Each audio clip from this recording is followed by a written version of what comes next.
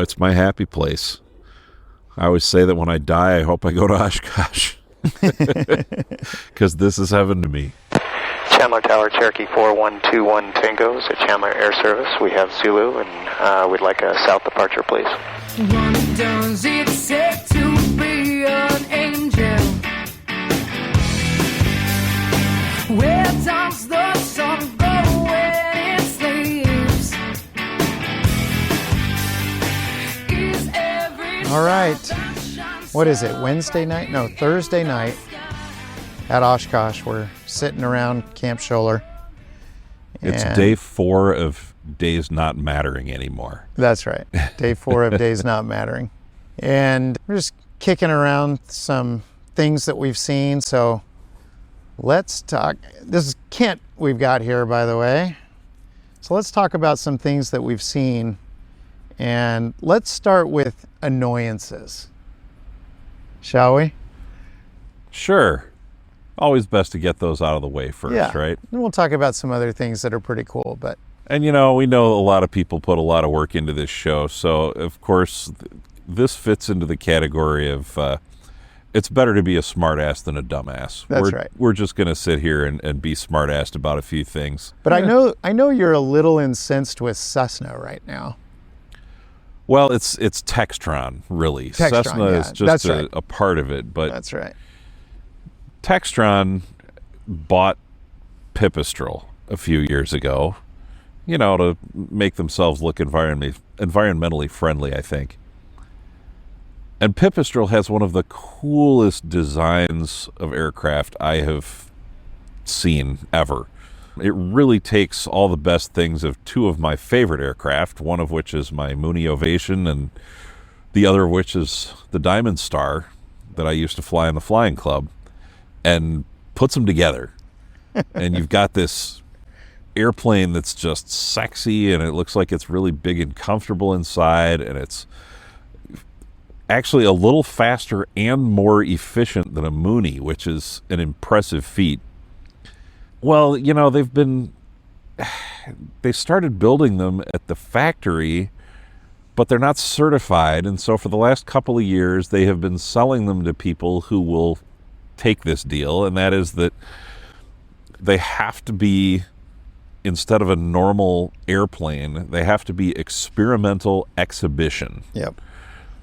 And that's because it's not a home built, it's a factory built airplane. So you can't be experimental amateur built as if it were an RV or something like that. And really it doesn't fit any of those experimental categories. And so you essentially have to agree to take it to a couple air shows a year and show it so that it's experimental exhibition. There's and also that makes it legal. There's also a few limitations. For example, a home built, automatically, there's agreements in place where you can automatically fly those to Canada and the Bahamas, for example. And when it's experimental exhibition, you have to get individual agreements set up for your particular airplane. And if the FAA wants to, they can put limits on what you can do with it. And it's just not a deal I think a whole lot of people want to do. But everyone was kind of thinking, okay, so, you know, there's this new certification thing coming up. We all know it's coming. And so I think, you know, there have been several MOSAIC, manufacturers. Yes, there have been. We didn't know what its name was at first, but we now know it as MOSAIC. And, you know, everybody kind of felt like some of these manufacturers are just kind of sitting on some things waiting for that to come out to avoid the costs of a full Part 23 certification. So I came here this week all excited because I was thinking, all right, this is it. MOSAIC took effect. Pipistrel is going to announce that they're finally going to have the Panthera certified under MOSAIC. And so, which it qualifies for. Yeah. And then the other day, I even got a text from EAA, you know, come to the, you know, wherever Textron it was. booth, yeah. Right. And you know, for a big announcement at 10:45 a.m. or whatever. And I'm like, all right, yay, this is it. And what do we get? Yet another 2-seat trainer to go with the other 37 2-seat trainers Pipistrel already makes. I mean, seriously, I don't want to throw too much shade their way because they do make really good airplanes. They've done some impressive things with some of these 2-seaters they make. In fact, when they first were talking about the Panthera, announcing it as a future product, they were saying that they were going to try and get 200 knots on 200 horsepower. And I went, okay, there's no way. And then they came out with the Virus. And it goes 147 knots on 3 gallons an hour. And I went, whoa. Okay. These guys seem to be able to bend physics a little bit. You know, they had an incredible designer, Tina Tomasevich was his name. I talked to him here several years ago, and, you know, he's the guy behind all of the NASA Green Challenge Awards that they won for some of their gliders and stuff like that, and clearly a brilliant aerodynamicist.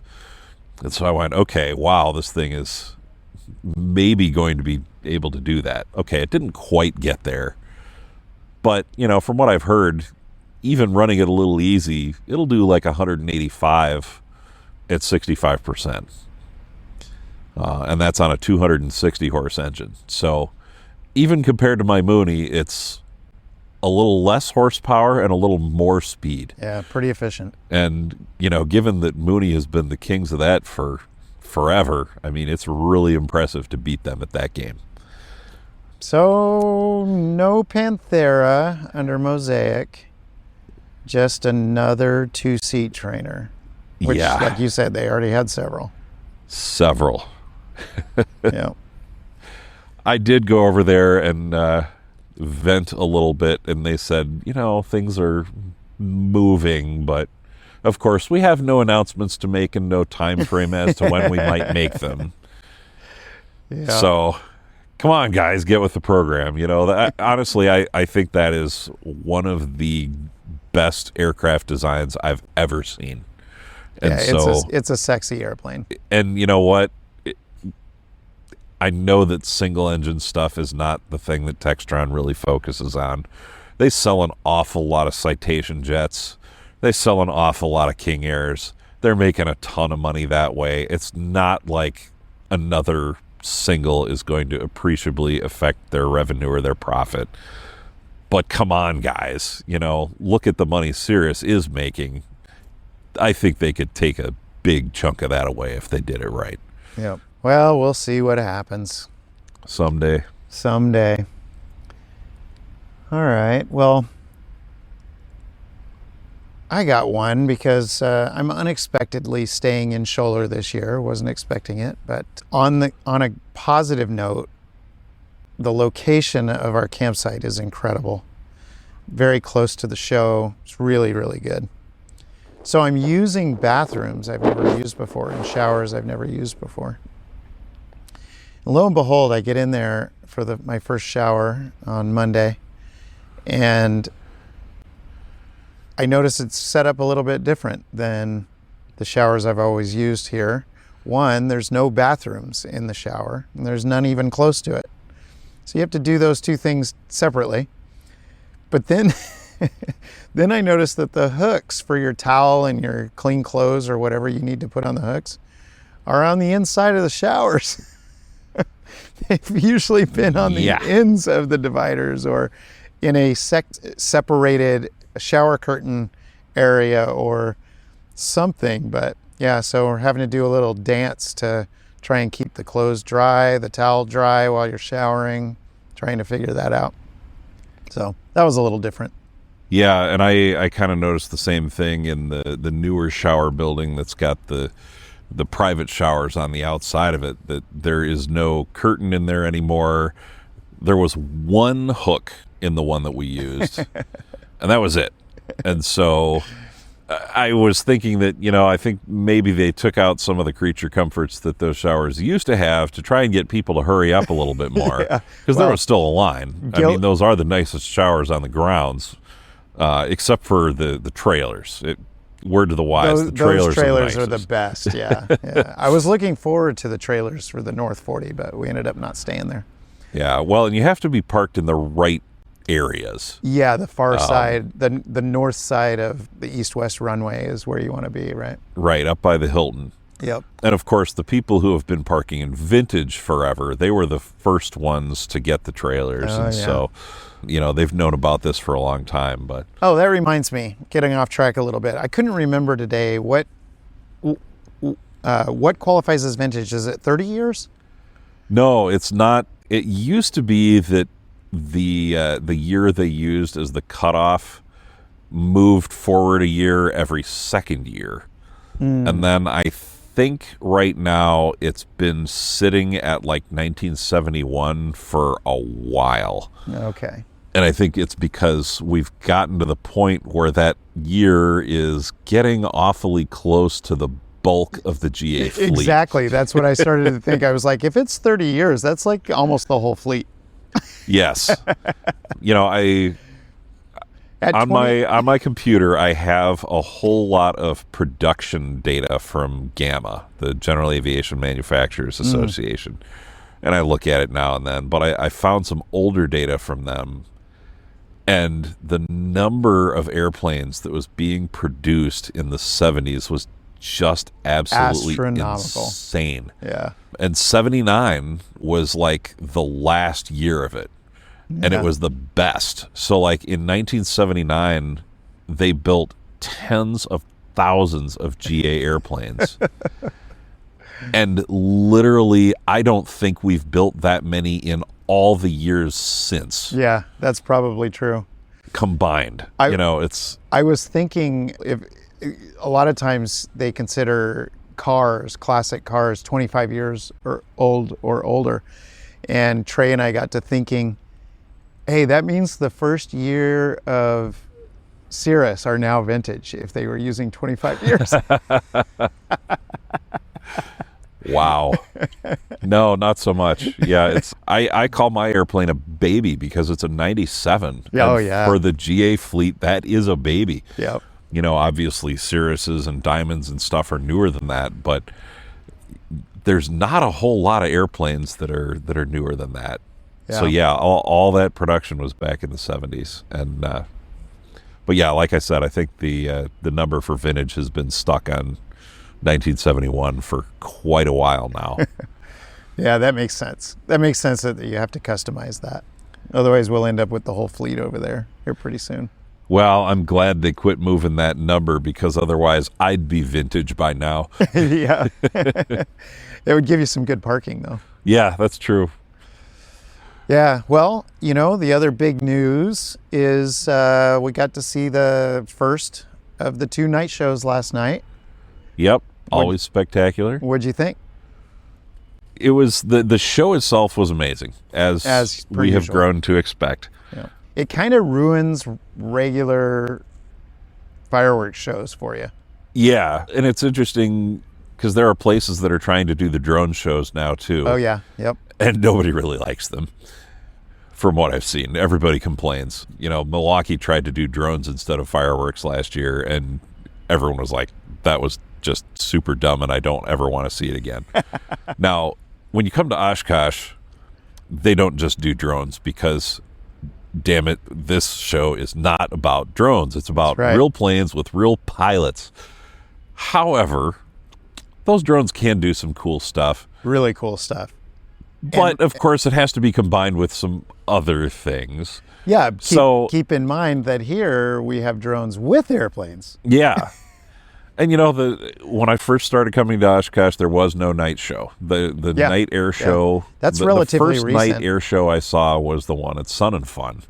And that was 13 years ago now. I don't know exactly when they started doing that at Oshkosh, but it had to very be about shortly a decade after ago. that. Yeah. So it was... Yeah, probably 11 or 12 years ago. So we're talking, 2014, 2015 is probably the first year they did the night show at Oshkosh. And that was really cool at the beginning. We had never really seen airplanes doing those things at night, and we had never really seen airplanes shooting fireworks off of them. But now it's like every year they kind of have to outdo themselves. And I feel like since the pandemic, that has accelerated. And I think it started crazy. because I heard that whoever did the pyro before the pandemic was, I guess there were two different groups that kind of took over, and they were kind of always competing with each other to outdo each other. And out of that, you know, we used to have the wall of fire at the night air show, right? And that was kind of the highlight at the end. Let's blow up a bunch of gasoline and make a big wall of fire, and hey, it's really cool. And then everybody goes away. And then they kind of kept adding on to that. And then about 2021 or 2, I can't remember for sure. It was 2022. But yeah, then we got the nuke, which if you've seen it, you know why we call it that. Yeah, it's a mushroom cloud. It is a mushroom cloud of fire. Yep. And it is awesome. And then, of course, you know, you've got this big mushroom cloud of fire going through the atmosphere, and they start shooting fireworks up through it and everything. Lasers.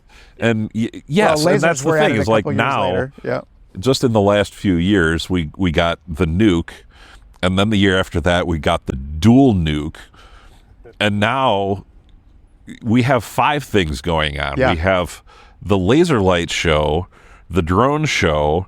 There's still one airplane from the night air show that continues to fly through all of this. Yep. And shooting fireworks off his wings.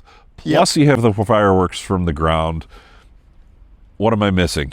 Yeah, that's about it. I can't even remember what the lasers I think you got, and the mushroom clouds, and then the explosions on the side. Lasers, drones, airplanes with fireworks, regular and fireworks. Still the wall of fire. And yes, and the pyro. So yeah, you get all of the above now at the same time, and it's freaking spectacular, and you will never see another show like it anywhere else, I don't think, you know. Let me tell you that Sun and Fun this year was an absolute joy to watch. It was incredible. It was a leapfrog of Oshkosh's show last year, and then threw down the gauntlet. Oshkosh, they had to come back and make it even bigger, and we had a great time down there. I'll tell you what, Sun and Fun underrated, underappreciated. Yeah, it's incredible. And the laser show, the night air show, the combination of drones, fireworks, lasers, it's all in. And to the music, right? It's the kind of vibe you're trying to create. It's different, but I love it. Now, of course, we do have a few smart-ass remarks to make about this whole thing, too. Of course. Starting with, you know, we went through all of the night air show performers, and then we waited and we waited and we waited, and one of the announcers came on and said, "Oh, we're just running through the last few tests." Like, did you guys not have this on your schedule already? Did you maybe not spend your whole day like thinking about this? Why are we sitting here waiting like 10 minutes to test stuff that you should have had ready already? They had a required update on their Windows computer. Well, right. And, you know, after a couple of years ago, I really worked hard practicing my Sweet Caroline.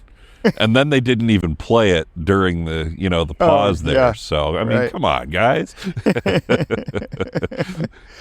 Yeah, Trey and I were sitting close to where the air boss does his thing. And so the person in charge of the drone show, I believe it was the drone show, was standing up there, and we could hear him on his radio doing a countdown. He started from 2 minutes, and then a minute and a half.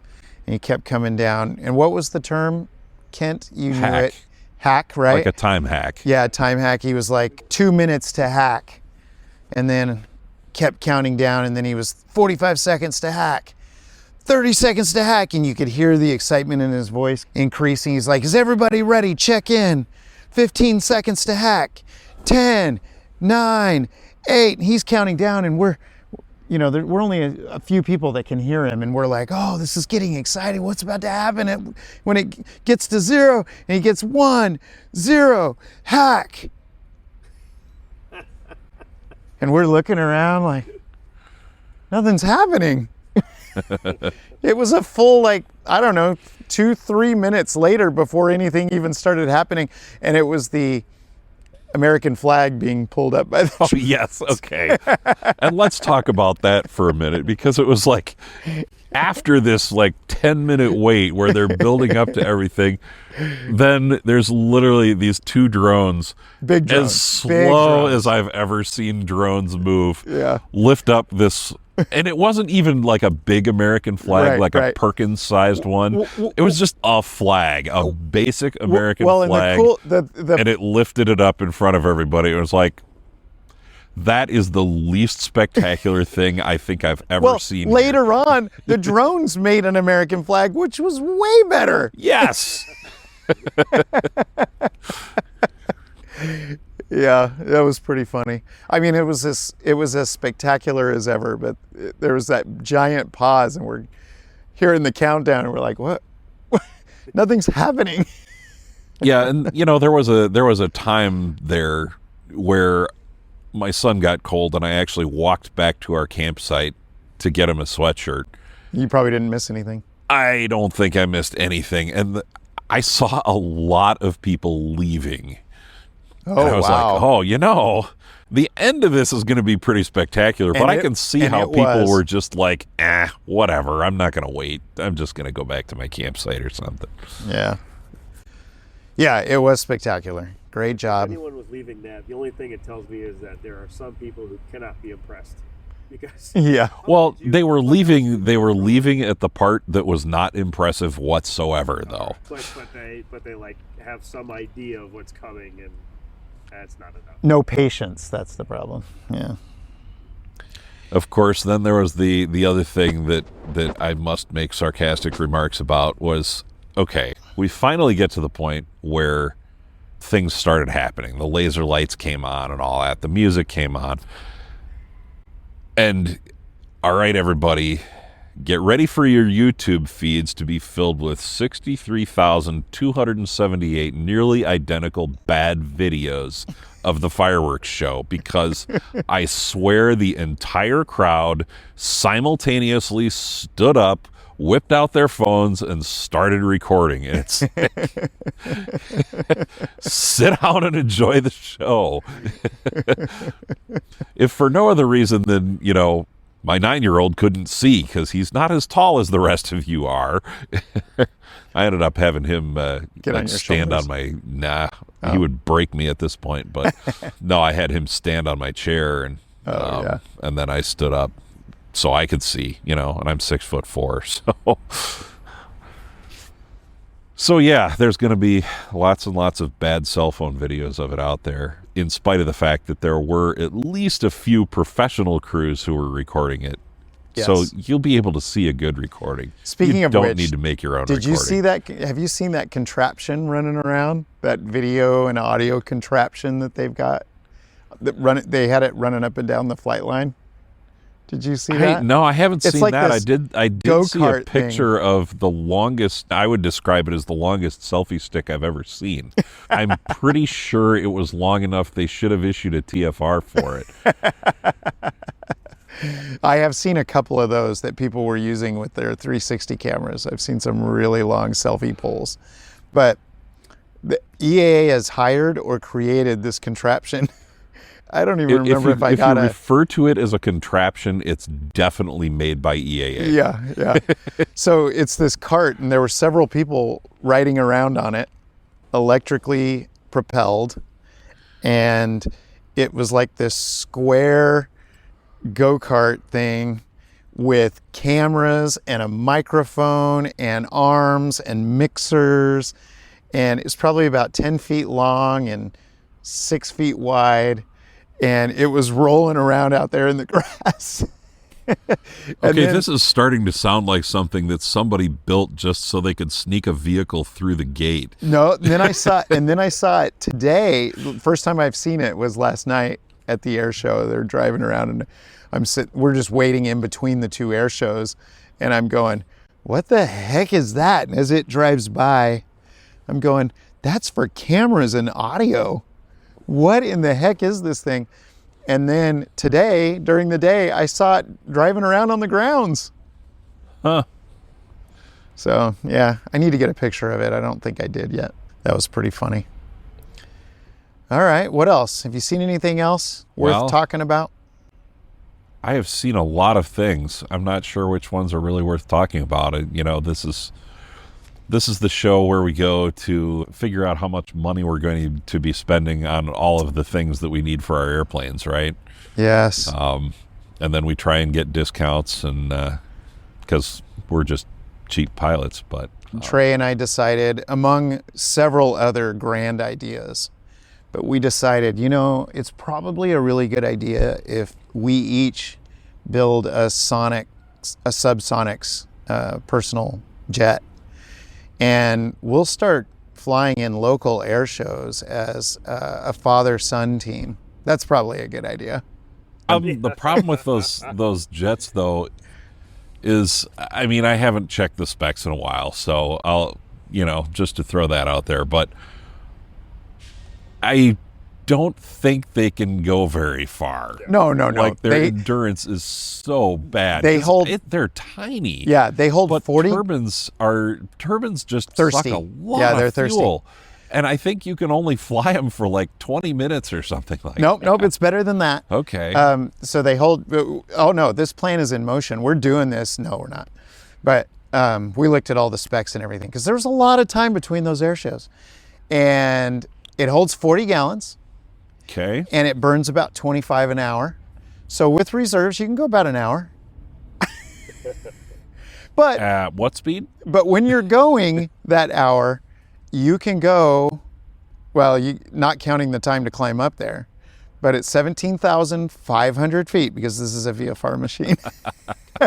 At 17,500 feet, you can go like 240 miles an hour. Not knots, 240 miles an hour. So, okay. So it would be like the Nanchang's we saw at the gassing up at the airport. Okay. It would be legs like that, hour-long legs. Yeah. Which makes it a really, really slow airplane. Yes. But that's not what it's for. It was for us to go out and have fun and fly aerobatics. Which you can do in many airplanes that are better suited for that. Doesn't sound like that, smell like that, do the cool jet thing. Yeah, you're missing the point. You're missing the point. It wouldn't be our only airplanes. I mean, come on. Yeah, We're talking about our fantasies here, Kent. No, that thing looks like a blast. Yeah. You've got to admit, that would be a blast to fly. And that's what it was all about for us, is something to go rip around the sky and have fun with for an hour. So what can it do in terms of aerobatics? Is it like any negative G kind of stuff? Or? I might get these specs off, but it has an aerobatic category, a utility category, and a normal category. Okay. And the aerobatic category, it had to be only 100 pounds less than your regular gross. And the CG had to be within a certain limit. So you're going to have to carry a little bit less fuel and, a couple other things. So am I going to be able to even fly it in the normal category is the question. Well, normal category has a useful load of I want to say 500 pounds. And so in 40 gallons of Jet A. Well, you can't put 40 in it. Okay. But yeah. And then I think it was, because I think total gross for normal category is 1,000 pounds, and it's a 500-pound airplane. So utility category was something else. I didn't look at that one. And then aerobatic category was 900 pounds, and the CG was slightly different envelope. And in the aerobatic category, it was +6, -3. Okay. Which I think is the minimum for aerobatic. Yeah, category. which would allow you to do some fun stuff. Rolls. Yeah. I mean, you're not going to be yanking it around like an Edge 540, or a Game Bird or something like that. But, it's a jet. I think those numbers Look at me. I fly a more than, whiny, stinky airplane. what we had on the turbulence in the AirVenture Cup race this year. Oh my God, it was a rough one.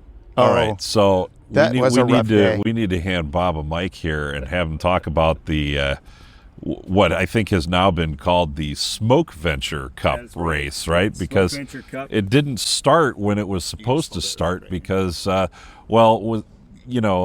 Canada covered the entire state of Wisconsin in a nice thick Wisconsin, blanket Michigan, of smoke. Minnesota, Ohio. It was pretty thick. You could all the way to the Atlantic coast. Yeah, so the AirVenture Cup race, in order for us to run that race, the FAA waivers that we get require us to get 6 miles of visibility. And all day Sunday when we were scheduled to run the race originally, it was 3, 4, 5. We got 5 on one, but the entire 400-mile course needs to be 6 miles before we launch for the whole course. Well, we didn't get that on Sunday. We're all waiting around. It was interesting. We all got out to the airport, all super excited. Let's go. It's time to race. We all kind of knew we weren't going to fly right away, but it's a great camaraderie. And by the afternoon, after a couple of pots of coffee each, and we're all just like, oh man, are we going to have to do this thing this afternoon? Because we're just all having a great time now, and now we just want to like relax together, and maybe we'll fly tomorrow. It's getting to be that time of day where we switch from coffee to beer, right? It was getting close. But we were all still ready to go until the final call was made early in the afternoon, I think 3 o'clock. And then we finally launched on Monday, not as early as we could, but I think about 10 o'clock on Monday. And the race staff was able to shorten the course. So we get all the waivers for the entire course. It's 7 separate segments. Well, we can run just part of it. So we just took the first segment as a sprint. And we raced Wausau to Shawano, Wisconsin at about a 10 minutes to half an hour from the fastest to slowest airplanes. So it was a very short race, but the wind was a pretty strong crosswind. There's a little bit of terrain up there. So you're flying at 1,000 AGL and as fast as you're willing to fly it, as fast as your airplane will go. And yeah, I saw on the G meter 3.9 positive and about 1.5 negative. And, for this race, we were just empty out the airplanes, everything, strap it all down. We're going to go fly. I run a water tank in the back of the airplane to spray the oil cooler and the intake, and that's not necessarily a positive G system, so there's water like kind of loose around the back of the airplane, but whatever, it's all distilled water, it's fine. But we had a great time. Most of the racers actually ran the race, and we got it done, and it's definitely something that I would encourage people to take a look at for any kind of airplane. Well, now, since we started at the end of the story, let's work a little ways back toward the beginning. Sure. Tell us a little bit about the AirVenture Cup race and what it is, history, how it's normally run when we don't have smoke all over the place. Let me, and I apologize for, if I misrepresent anything here, but back in 2003, or a little bit before that, EAA was trying to find a way to tie the 100-year anniversary of the flight at Kitty Hawk back to Oshkosh. So they said, a young intern there, Eric White, said, why don't we have a race of experimental airplanes from Kitty Hawk to Oshkosh? That'd be cool. And the idea got circulated for a little bit. It reached EAA risk management, which very promptly said no. A big no. This is a Tom Poberezny story, and Tom came and said, no, wait a second. This is a really good idea. Make this happen. Figure out how to make this happen. And I really got to tip my hat to that idea that, we don't just always say no to things that are a little bit risky. We're like, let's do something important, celebratory, camaraderie. Let's have some fun. Let's do this thing. As someone who's been working in aviation safety for several years now, when you take safety to the extreme that departments that are named things like risk management like to do, yep, it just means you don't fly. And EAA is all about flying. So, absolutely. You know what? Okay, so all you got to do is find what the risks are, mitigate them, and go fly. Yeah, and so, we, in all of the race participants are treated really the same as all of the air show performers. We have our airplanes inspected. They go over all of our paperwork, all of our airplane paperwork, all of our insurance, all of our pilot records to as relevant to ensure that we're legal to fly, and it's like going through a ramp check just to participate. The risk management is an important element, and there's a lot of things that are done to mitigate that, to lower risk, including the visibility waivers that I mentioned, or the visibility requirements that I mentioned earlier. Well, let's come back to a little bit what the race is. And it started as this cross-country race that was really a little bit too long to accommodate a weekend of variable weather across the mountains between Kitty Hawk and Oshkosh. So that was done there a couple of years. Okay, there were a couple of trial runs, and then in 2003, that was the race that was run. It was a successful lead into doing that. And then a little bit shorter race, Dayton to Oshkosh, that was done. And then a couple of other host cities decided, the race staff figured out other venues and formats. Mitchell, South Dakota to Oshkosh, or Mount Vernon to Wausau, Wisconsin. For some years, initially, the finish line was at Oshkosh. And just to add one more thing to a busy Sunday of arrivals, why don't we have a bunch of race airplanes come screaming in with no interest in following the Fisk arrival and cross the finish line? Well, that obviously didn't take very well. So the race. We almost have like one wingspan's worth of free airspace here. Let's cram something into it. Yeah, exactly. And nobody knows exactly when they're going to be there. And when they start coming, they're going to just come streaming across. So the race has been moved to its excellent host city of Wausau, Wisconsin. And I say that because they've just really been gracious to the city.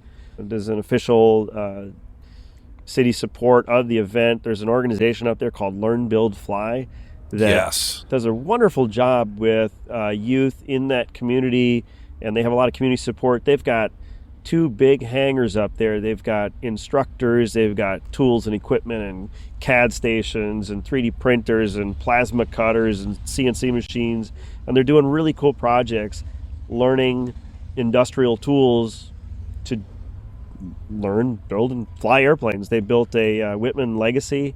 There's a bunch of other projects that have been donated that they'll continue to work on, and it's really just a neat hotbed of educational experience for these kids. Yeah, and anyone who hasn't heard of this yet should Google that and go check it out. Yeah, Learn, Build, Fly. Really, really cool what they're doing up there, and they're getting kids involved with the building and the maintaining and flying, and it's just so cool, and it really makes me wish I lived a little closer so that my kids could take part in that. Or because if you needed a project where, I'd really like to have this little part I sketched up for my airplane laser cut out, and I'll just, we'll have the kids do it, but I'm going to enjoy this thing that I need for my airplane.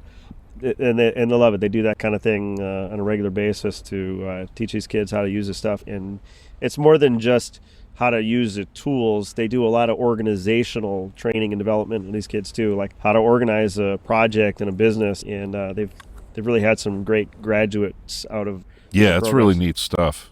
So you start in Wausau, and then what? Yeah, okay. So the race course from Wausau is almost loop, and it's a trek around the upper half of Wisconsin, up into the UP of Michigan, inside of Lake Superior, up at Sawyer, or Marquette, Michigan, and then coming back southwest toward Tomahawk, Land O'Lakes, the finish line at Merrill, Wisconsin, and then we recover at Wausau, and the local EAA chapter there, Chapter 640, also a great supporter of the event. They throw a nice lunch for us and really support the race activities. Yeah, there are guys who say, like, I'm not here for the race, and I'm here for the food.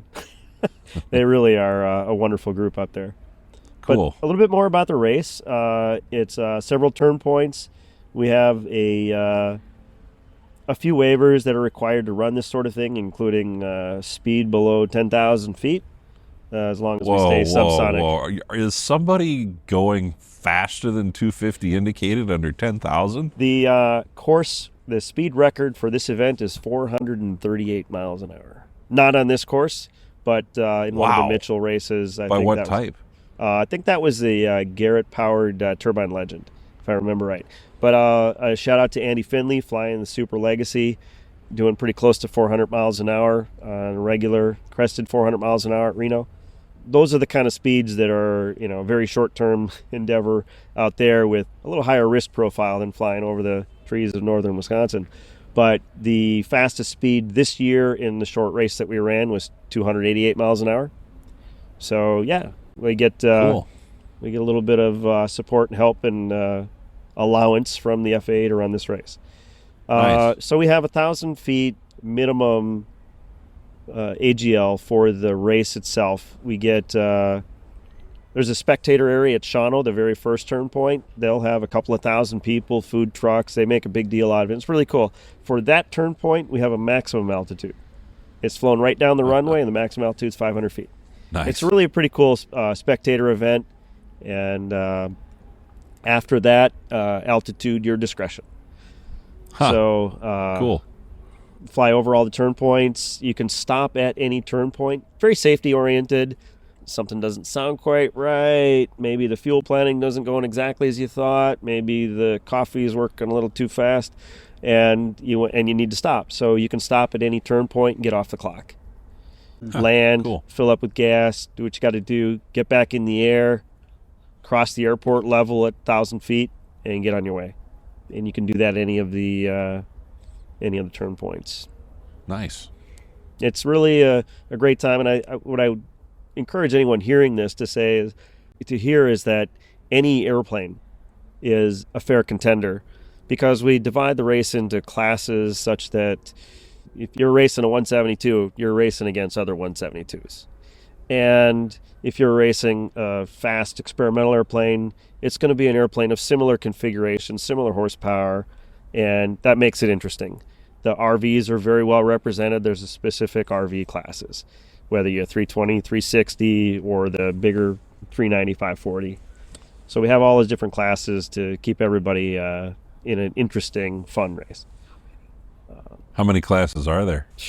Something closer to 20, and I can't say for sure. It does depend on who's registered. I think the seaplane class is an occasional entrant. Twins are sometimes, depending on how many are there. There's not often a lot of people in those classes, so they'll kind of tailor that to what you need to make it fair and right. And then how many airplanes are on the race? This year there were, I don't know the exact number, but I'll say it was something pretty close to 100, just a little bit less than 100. Unfortunately, because of the delay into Monday, a lot of the participants bailed, thinking we might not get a chance to race at all. Took the opportunity to get into Oshkosh, and so we only had 43 racers launch. Everybody finished. Cool. Well, now that we've told the middle of the story, let's go a little back closer to the beginning. What do you fly in the race? So my airplane is a Cozy Mark IV. I built it over the course of about 2000, year 2000 to 2011 was its first flight. It's an O360 with a custom fuel injection system that I built, which has really been an enabler for the race. But the Cozy is a canard pusher style airplane that is a derivative of the Long Easy designed by Burt Rutan. So the small wing in the front, engines in the back. Funny looking airplane, sounds different when it goes overhead. People ask which way it goes, how do you take off? Parks on its nose. If you've seen an airplane like that parked out on the flight line, it looks like it might be broken. I like to think they're kneeling. Kneeling, yeah. Resting, grazing. The funny thing is, the last time I saw your airplane in flight, I was at a place called Old World, Wisconsin, where they have all kinds of like historic buildings from the 1800s and actors who are doing things like churning butter the way that they would have done back then. And all of a sudden, here comes Bob in his Cozy that looks like a futuristic spaceship flying right overhead. Perfect. I'll have to note where that is on the chart. I remember you sending me a text that you were there, and then now I'm going to put that on the chart and make sure I let them know that Old World, Wisconsin. So the original Very Easy that Burt Rutan designed and then first flew is almost exactly as old as I am. Oh boy, now. And was first flown in 1974. It's not exactly a brand new thing, but something's evolved over the years. Very cool. And finally, who the heck are you? Well, what a great opportunity to have it upon this. And my name is Bob Bittner. I grew up in Appleton, Wisconsin, just the next town north of our lovely place here in Oshkosh. It's in the water up here, building airplanes, flying airplanes, seeing unusual airplanes, experimental stuff. It's just part of the culture in this part of the woods. And I've got some family that built some airplanes, and it's just, I grew up around aviation, and so yeah, I just love doing it. Very cool. Thanks. Well, thanks for joining us, Bob. Thanks. Pleasure to be invited. All right. Well, I think that's about it. I think we drained our collective intelligence. So I don't even remember what we were talking about before all that. that was very interesting. Yeah, I've always heard of the Cup race, but never knew all that detail. So thanks for that. And here we were trying to be snide, and we actually learned some interesting things. Yeah. Well, it's just another day here at Oshkosh. Yeah, I mean, it's a place where there is a lot to learn, tons of workshops and forums and all that kind of stuff, of course. And, this is my 23rd or so Oshkosh. I haven't actually counted them all up, but everyone's different and everyone is what you make of it. Yep. But, it's my happy place. I always say that when I die, I hope I go to Oshkosh. Because this is heaven to me. Just sitting here in the campground and chilling with friends and talking about airplanes. I mean, doesn't get much better than that. Amen. That's a good way to end this. Thanks, Kent.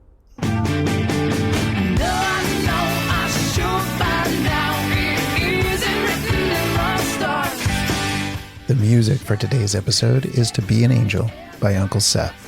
You can get more information and subscribe to the Student Pilot Cast at www.studentpilotcast.com.